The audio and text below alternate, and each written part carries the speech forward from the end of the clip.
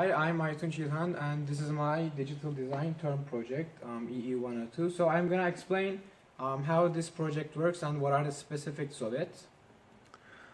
So basically my car has three distance sensors, HCSR04. These three sensors are located like S1 here, S2 here, and the third sensor is like I can show this. It's at the top left corner of the car, like with a 45-degree angle.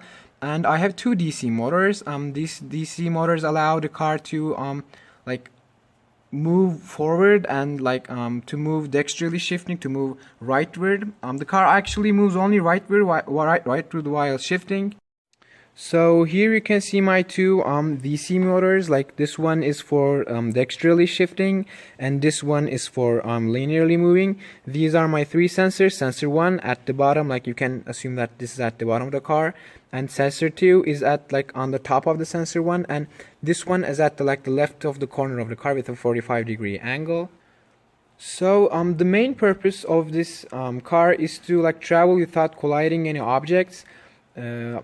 This car specifies objects in two different categories: the ones that it can pass over and the ones that it cannot pass over. The car will decide to pass around the objects that it cannot pass over, and the car will decide to pass over the objects. It has to increase its speed in order to pass over it. So there are two different obstacles and two different cases that occur.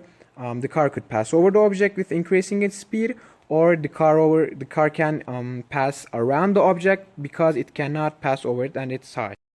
So here I'm using a 5-volt DC power supply, and when I turn on, since there are no obstacles in front of the sensors, the default speed is achieved.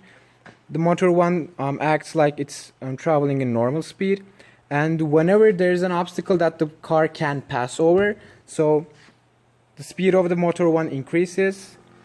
Actually, you can't see in this video quite clearly, but decreased speed, increased speed, I can show like this. Increased speed like this, the car decides to pass over and increase its speed. Decreased speed is the default speed, and increased speed is the increased speed. Now whenever an object is the car cannot pass over it, it tries to pass around it. So let's put an object on sensor 2, a high object, let's assume, and motor 1 stops and motor 2 starts working. Whenever it is passed, motor 1 starts and motor 2 stops. When there is a high object again, let's see, again motor 1 stops and motor 2 starts. So the main purpose of the third sensor, located in here, is to decide how many centimeters, how much the car should dexterally shift. Actually, we can see from this figure more clearly. The car has to shift whenever this distance, the hypotenuse, is approximately 45 centimeters. So when the car sees an object, detects an object that it can pass over, it increases its speed and passes over. And when there's an object that the car cannot pass over, it decides to pass around it, and motor 1 stops, it dexterously shifts, and whenever there's a safe halt to travel again, motor 1 again starts and motor 2 stops. This is the fundamental logic behind this project. Thank you for listening. Hello, I'm Aytunç and this is my digital design project for EE102. So here's my car. There are two DC motors, one in here and one in here. It's a tank model and it has three distance sensors. One is on the front here.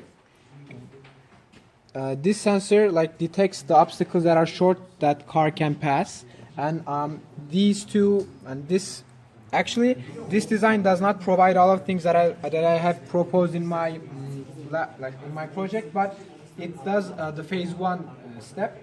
So when one of these two sensors detects an obstacle, the car stops.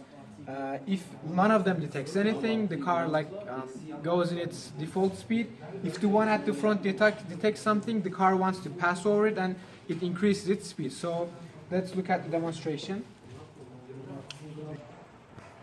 So it stops since these one of these two, like both of them sees an obstacle, like it would stop if one of them sees something. So when none of them sees, so now it's at its default speed. When it sees the obstacle, the box here, it should like speed up and pass over it. Let's try. Yeah, it speeds up, but there's a little bug here. When it speeds up, this is nothing and it returns to its default speed, and its default speed is not enough to pass over this box. So if we put our hand here and yeah, it's okay. So this car doesn't do the phase 2 that I have proposed in my project because in order to dexterally shift, I had to buy a wheel car, I guess, and that was too expensive. I don't know if there is another car that can do dexterally shifting. I needed two wheels like this in order to shift this way. The basic process is when it sees a wall like here, this should be here, like it sees the wall and it stops regardless from the sensor at the bottom, and when it sees this wall, it has to shift and like go on at this direction. So the third sensor is for how many centimeters that it has to shift. So but this project just only does the phase 1 step. It just increases its speed when it sees an obstacle that is short enough to pass, and it stops when it sees a wall like this. This is the phase 1 requirements of this project.